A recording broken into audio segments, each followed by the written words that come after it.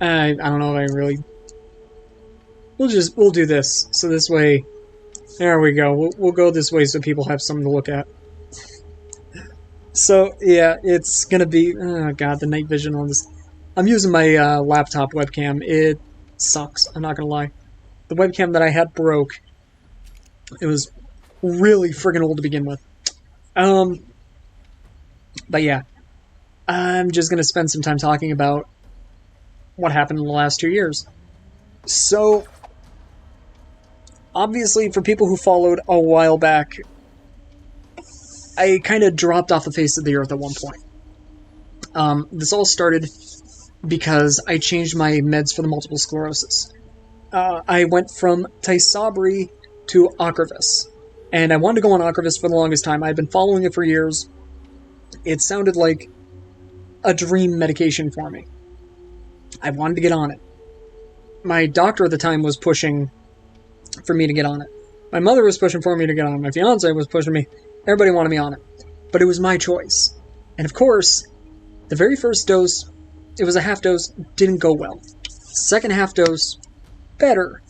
First full dose, woke up, went to go shower, and saw something hanging off the heel of my foot. I thought it was like, I don't know, some sort of makeup pad or something of Dana's. Nope, it was just a giant patch of skin that no longer wanted to be part of my body. But it wasn't my skin, it was like a layer of the skin. When I plucked it, caused an opening, bled everywhere. Well, from that point on, it got worse. And it became a giant wound on my heel. Eventually, I followed all of the doctor's instructions. I didn't go see a doctor, but I called my doctor. And he gave me, like, okay, if you don't want to go to the doctor, you don't want to go to the hospital, here's what you do. And I was taking care of it. It was healing. It was fine. But because I was so disabled, I didn't notice on the side of my foot the wound had spread to my ankle. So because it spread to my ankle, the ankle wasn't being treated. That's where the problem started. I had to go to the hospital and had to have it debrided because the wound had gotten so big, the muscle was showing and you could see the bone. Muscle was black. Everything was black. So they had to do a debridement, they did a surgery and all that. I go home. It was so bad they thought I might lose my foot. And I was like, okay, you know what? If that happens, it happens. My legs are screwed up enough. Maybe it'll help me get in and out of the car easier if I lose my foot. So, fast forward, everything is healing. But out of nowhere, it starts getting worse on me. So back to the hospital. Back for more debriding. Back to potentially losing my foot. And at this point, I'm actually pissed off because somebody had said to one of my friends, too bad they didn't take your foot off because you could have got that preserved. And then when you lose an argument, say that's it, I'm putting my foot down, and throw your foot on the ground. I was like, you know what? I want that to happen. If I do end up losing my foot, I want that to happen. But yeah, that didn't happen. So, as all of this is going on, this isn't even starting the 2 years of hell. This is months prior. During all this, I'm dieting. I'm losing weight. And I'm assuming that's part of the problem because my clothes were getting baggier. And I think due to that and ill-fitting clothing, that the pressure of being stuck in my wheelchair for so long caused a pressure sore on my coccyx. It was either that or the Ocrevus acting up again. One of the two. So either way, I got a pressure sore. And during all this, I once again had to go to the hospital. But this time, I believe it was because I went septic from a UTI. I think it was that. I forget the entire process, everything, because it was so long. But either way, I go into the hospital. And at this point, it had been 3 days since the wound happened. They take an x-ray of the wound, and you know it's bad when they literally... Well, Dana's awake, so I'll finish this another time, I guess. But you know it's bad when they wander in, and they start wheeling you out of the room to go to surgery, and they don't even tell you what's going on.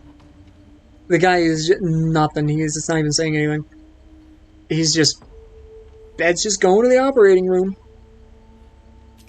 I come to find out I got a flesh-eating bacteria in there. And the wound was not too bad. Prior to this, they knew the wound existed. I jumped ahead a little bit.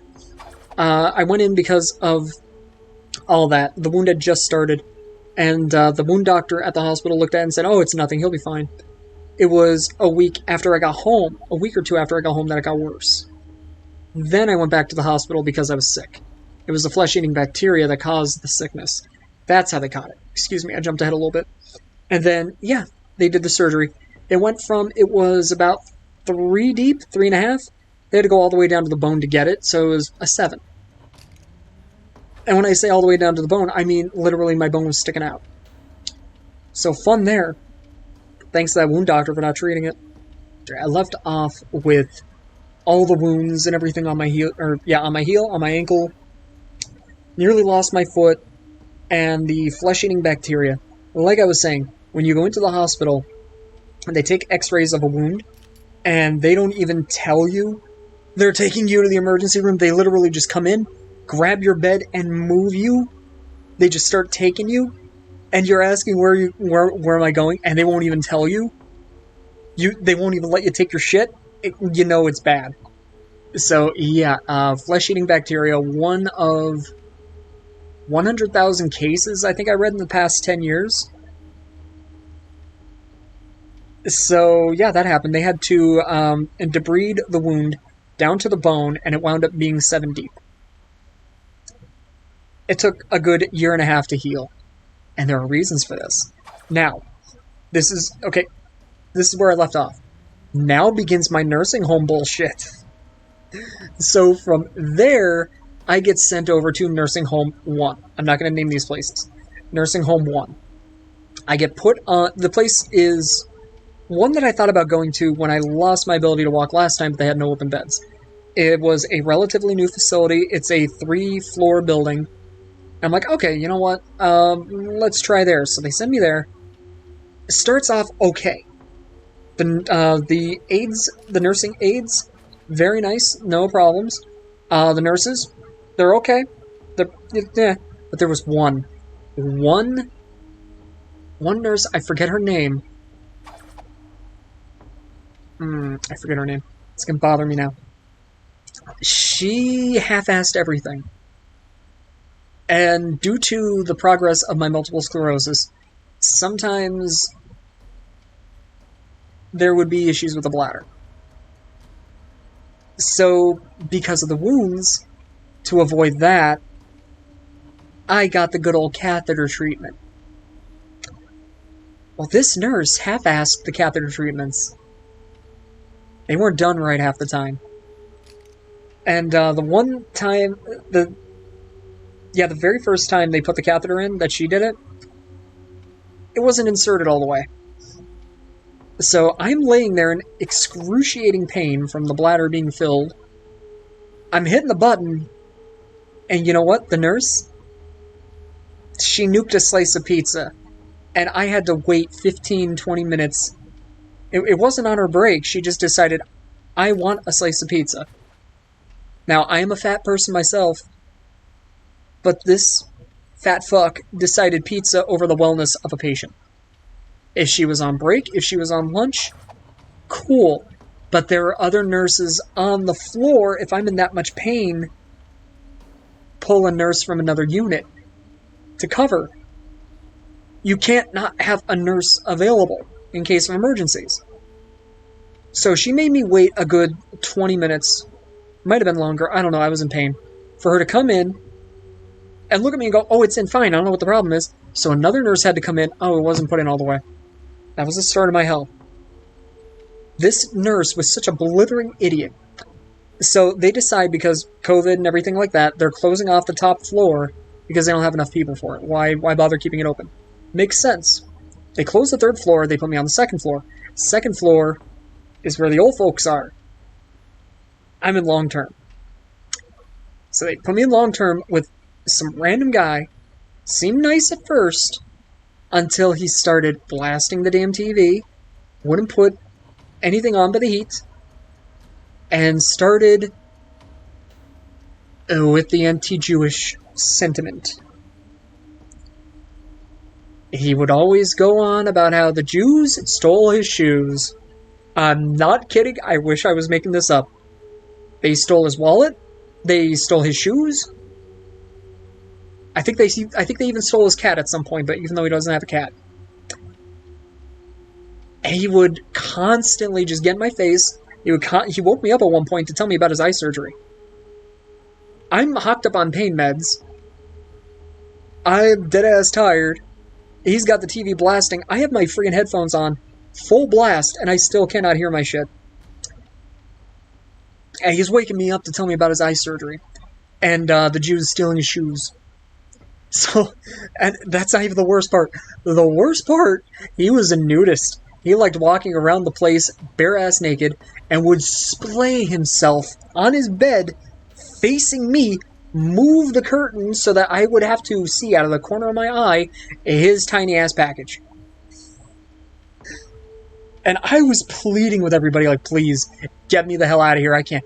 Well, you need to mingle. You need to converse with other people. I don't need to converse with that. So, just moving the table a little bit. So, I get stuck in that room overnight. Heat on. TV blasting. I got no sleep. It triggered my MS. It caused a flare-up. So at this point now, my health deteriorated overnight because of that. And the nurse that was on that hall, who was kind of ignoring me a little bit, and the higher-up that said, well, you need to mingle. You need to visit. You need to do this. Looked right at her after my then roommate got up, bare-ass naked, walked right to the bathroom, came out, and then splayed himself on the bed again, facing all three of us. The one nurse closed the freaking curtain again, and then just looked at the higher up, looked at the nurse, and said, get him the hell out of here.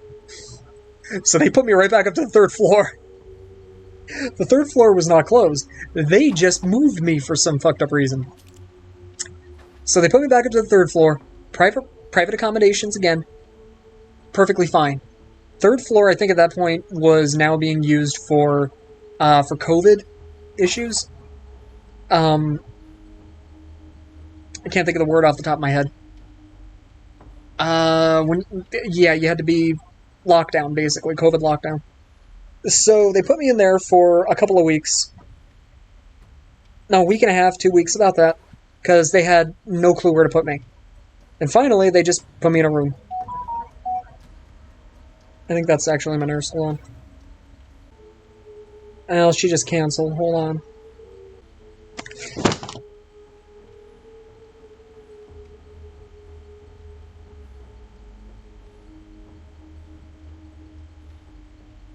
Why do I try? I can't do this alone. I cannot do this alone. I cannot do this here.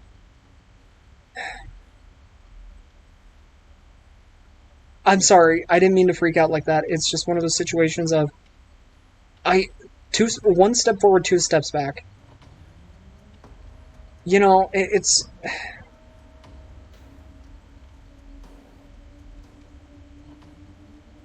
So anyhow, where was I? So they put me in the long-term hall. And unfortunately, they did put me in with somebody. It wasn't too bad, though.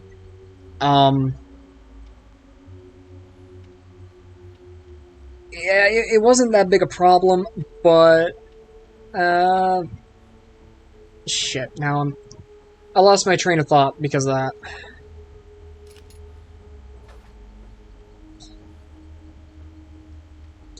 School dance just trumped my health. My well-being. Granted, I am in nowhere near the state that I was when I first came home. But no offense, I'm so tired of after-school activities.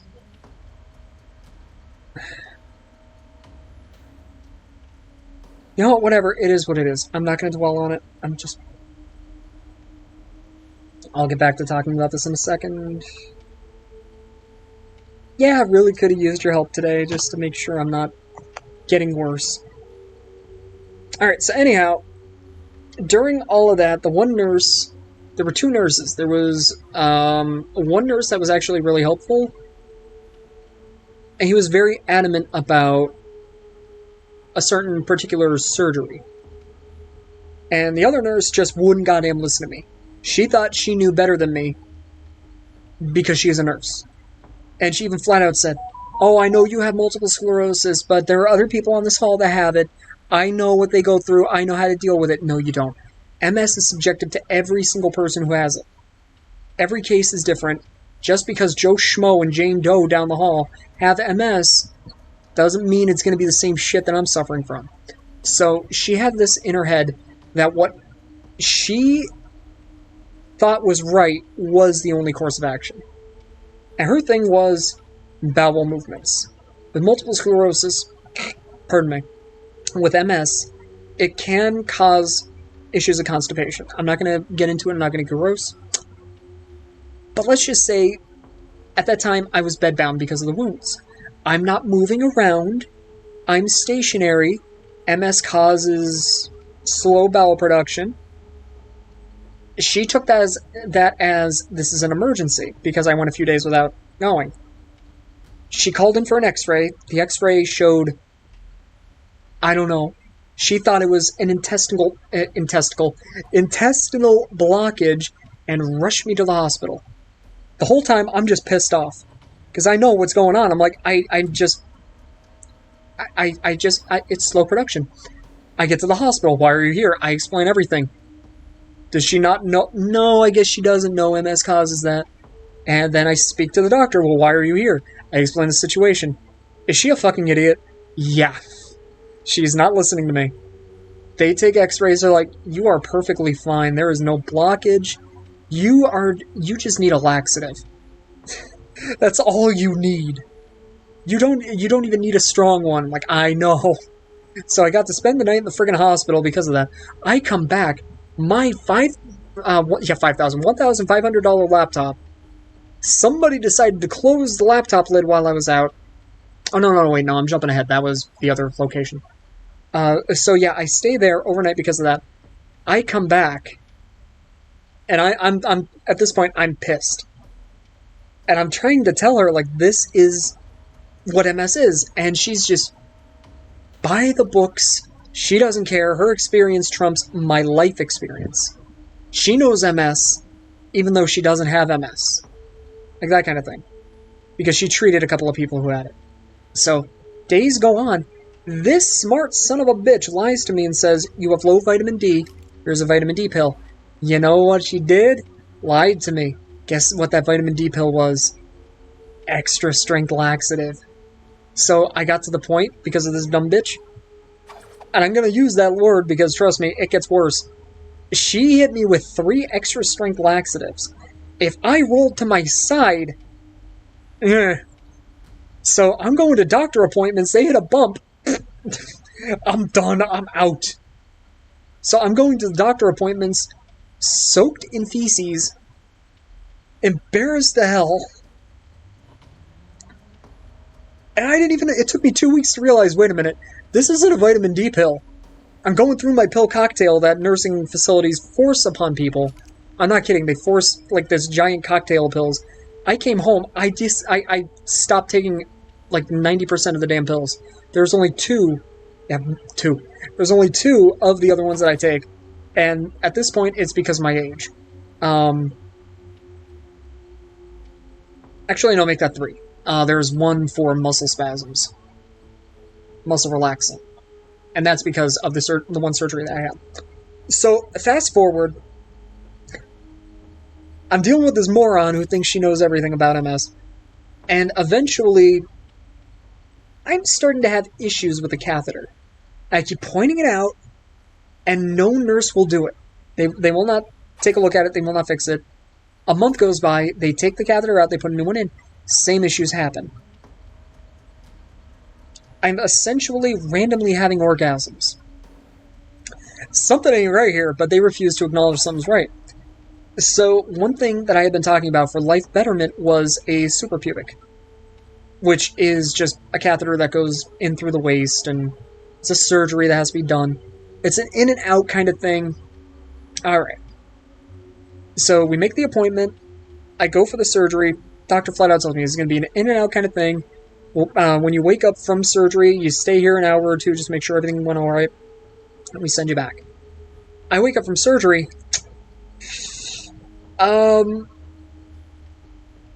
We can't send you back. Why? Their placement of the catheter was wrong. The hell you say? Go on. It was inflated in the urethra, according to the doctor. Not in the bladder, which was causing me to literally have orgasms, which was awkward as hell when my mother was visiting. So, Ma, how are you doing today? Yeah, that was a very awkward situation every damn time. And I kept telling them something's wrong, but they wouldn't listen to me. So, yeah, he had to cut 3 chunks out of my body. A chunk from my bladder, which had an infection anyhow, so he said he had to do it anyhow. That, and 2 other chunks from my body. So because of those nurses fucking up, my insides have forever shifted. My insides are now no longer where they should be in that general area, which is part of the reason why I'm having drainage from that surgery site, which is why I have to use these frickin' pads. And just because of all that crap now, I'm in a hell of a lot more pain and having a lot more spasms than I ever should have. And when I confronted the nurses about it, no joke, they told me, well, that's where you're supposed to inflate it. What? So they genuinely think you inflate it there and not at the bladder.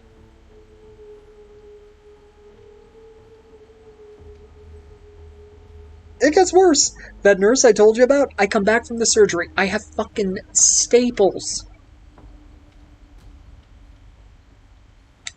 You were out overnight. It's policy. We need your weight. You what? I was out overnight. I did not gain 100 pounds overnight. I was gone one night. You need my weight? And she looks at me and goes, okay, look, this is how it's going to happen. Either you get in the weight chair, or we use the Hoyer lift and get your weight. She basically painted the situation as, I need to get my weight taken, or I'm out. I lose all care and go home and have to deal with the wounds myself. So I was scared. I'm like, alright, fine. So she puts me in the Hoyer lift, lifts me up. I'm in pain from the staples pressing in on my insides. They get my weight. Shocker, no difference whatsoever from the last time. They put me back down. I'm in extreme pain.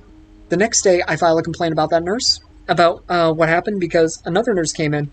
I explained the situation. Yeah. What she did was wrong. I had just had surgery. I had staples. That could have waited. They even said there is no friggin' reason why I should have had that done. It's not going to change. My weight is not going to change overnight like that. That could have waited a few days, if not a week. So, yeah, she got written up, and from that point on, she was a little more personable, a little more laid back. But she still pissed me off from time to time, because every once in a while, she would just come in and be like, I know better. She treated me like I was her child, and I couldn't stand it. So my time on my insurance runs out. My wounds are not healed. I'm kicked out. But still not done. I just jumped ahead again. I'm getting things mixed up. During this time, the doctor there, I was seeing a wound doctor, and they were healing. They went, the coccyx went down from a 7 to a 3. And there was another one that opened up elsewhere during that time. The wounds on my ankle and my heel, healing perfectly fine. It was just the one that had the flesh-eating bacteria in it that was becoming a concern. So, the wound doctor had some very specific instructions. They tried a wound vac. Well, this place had a contract with a shit wound vac company, and the wound vacs that they were providing me worked for a whole 30 seconds and then would stop. Because it was too weak, it couldn't get the suction. The only way it would work is if I was laying down with my legs all the way up in the air. that I literally would just have to live like that for months. And that wasn't happening. So the next time I go see the doctor and I tell him all this, I forget the brand that he thought we were using, but he called down there and he couldn't believe that, so he's like, all right, we're going to change things up. So I speak to another doctor, the one doctor that was for the facility, and him and the PA came up with the idea of using Silvadene. They ran it by the wound doctor. He said, go for it. Because he was still pushing for a wound vac and it wasn't working. So we were trying Silvadene, and that was working great. It was healing like that. It was healing. I was fine. I was not fine, but I was getting better. I go to the wound doctor. This is when shit goes downhill because the company got sold. The last 2 months, no one gave a shit there. So I go to the wound doctor. He calls the facility to verify the procedure that's being done. They tell him, oh, we're just doing wet to dry. They weren't doing wet to dry with Silvadene. Excuse me. So because that's what they told him, we have to go by what the facility says. No, you fucking don't, you moron. You are my doctor. You are my wound doctor, not them. So he listened to them, and I went to wet to dry. Guess what happened? The wound went back to being 5.5. It went from a 7 to like a 3.5 in about a month on Silvadene. And at that time, it just reverted all the way back to a 7. And during all this, remember I told you that nurse was giving me 3 laxatives? The accidents were causing problems where the feces was getting in the wound, which was making the wounds get worse. So by the time I'm done there, everything literally reverted back to normal. I am post-surgery, with my insides having literally shifted officially. For the rest of my life, my insides are different. They're not in the right place. And that's where I leave Facility 1. Come home for a little while. I'm trying to deal with it. We have a different nursing company coming out, helping out. I forget the name, but I kind of regret not going with them, even though we had some issues in the very beginning. This one, obviously, we're not having the best of luck with. But we're doing in-home care, and just over time, I'm starting to get really hot. Like, no matter what I drink, I'm just dying of heat. I got a temp of 104. Go to the hospital, come to find out MRSA. So now the MRSA. The MRSA, they also found out from an x-ray, what I thought was a pinched nerve was my left hip being dislocated from the leg entirely. The MS got to the point where the muscle was so weak, it just went, nah. No more connection. So, yeah, I was basically at death's door at that point. They told Dana and my mother that there is a good chance I'm not going to make it. I came so close to dying. I don't know how I didn't die. They had me hooked up to 2 separate IVs. One IV, another IV. They were checking my blood every 3 hours. They were running medicine after medicine. I, to this day, don't know how the hell I lived. But that hospital, the doctors and everybody there, they saved me. I should have, dead to rights, I should have been dead. So I'm in the hospital damn near a month, trying not to die. And at that point, well, they're like, okay, you're out of the woods. We're safe to ship you out. 3 weeks, not 4, I'm sorry, 3 weeks. We're safe to ship you out. We have to ship you out because your insurance isn't going to cover anymore here. We got to send you to a facility because you need to continue your IV meds. And, you can't do that at home. All right, fine. So they tell me this is the only place because of COVID and your insurance, this is the only place willing to take you right now. I'm like, all right, fine. I look up the reviews. I'm not too happy with the place, but whatever. Well, the day comes where I'm going to be sent to that facility, Oh, they had a COVID outbreak, so we can't send you there. But there is another facility willing to take you, and you can stay there until the COVID outbreak ends. So it's like a 2-week stay at this location. Okay, fine. It's a rehab and nursing facility. Okay, fine. Send me there if it's only going to be for 2 weeks. That other place, that's fine. Who knows? Maybe I'll like it at this place. I go there. If you guys have heard my tales or seen the video from years ago when I lost my ability to walk, the ambulance or transportation, I don't want to give the company name, are pulling into the building. I'm like, wait a minute. This parking lot is familiar. Wait a minute, this roundabout's familiar.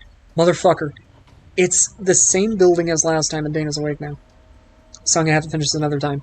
It's the same building that I got my PTSD from last time, and the same building that damn near killed me. I'm back in that hellhole.